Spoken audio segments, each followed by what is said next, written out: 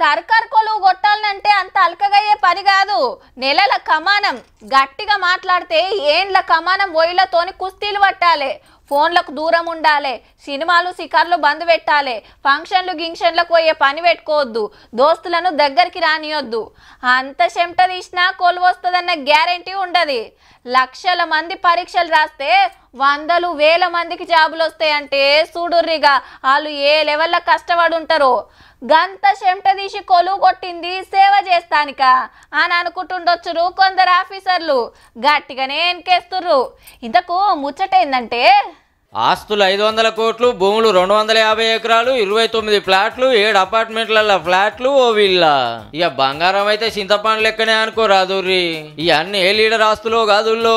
HMDA పాత director Shiva Balakrishna గారి అక్రమ సంపాదన 3 శాఖలలో తెల్లందాకా పొద్దుందాకా చెమట తీసి గింత గూడేసిండు.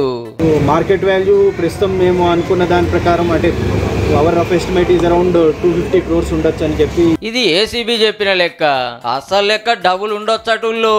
తెలంగాణలో 6-7 జిల్లాల్లో భూములు జాగాలు కొనేసింది చాలలేదని ఆంధ్రాలో 2-3 జిల్లాల్లో కొనిపెట్టుకున్నాడట సారు. ఎవరికి దొరకద్దని చాలా జాగ్రత్తలు తీసుకున్నాడు. మేనల్లుళ్ళు 2 ఉన్నారు. వాళ్ళ పేరు మీద అలాగే వైఫ్, డాటర్, ఇంకా అదర్ రిలేటివ్స్ పేరు పైన, ఫ్రెండ్స్ పేరు పైన ఇట్లాగా వేరియస్ ప్రాపర్టీస్ అన్ని రిజిస్టర్ చేయించడం జరిగింది. తమ్ముడంటే మస్తు పాయిరం ఉన్నట్టుంది. 170 వాళ్ళు ఆయన మీదనే కొన్నాడట. మరి అరెస్ట్ చేసి 6 రోజుల కాంచి ఎంక్వైరీ చేస్తుంటే భాగవతం అంతా బయటికి వస్తుంది. వెంచర్లు, లేఅవుట్లకు పర్మిషన్ ఇచ్చే జాబులు ఉండగా మస్తు కమాయించిండట శివబాలకృష్ణ సారు.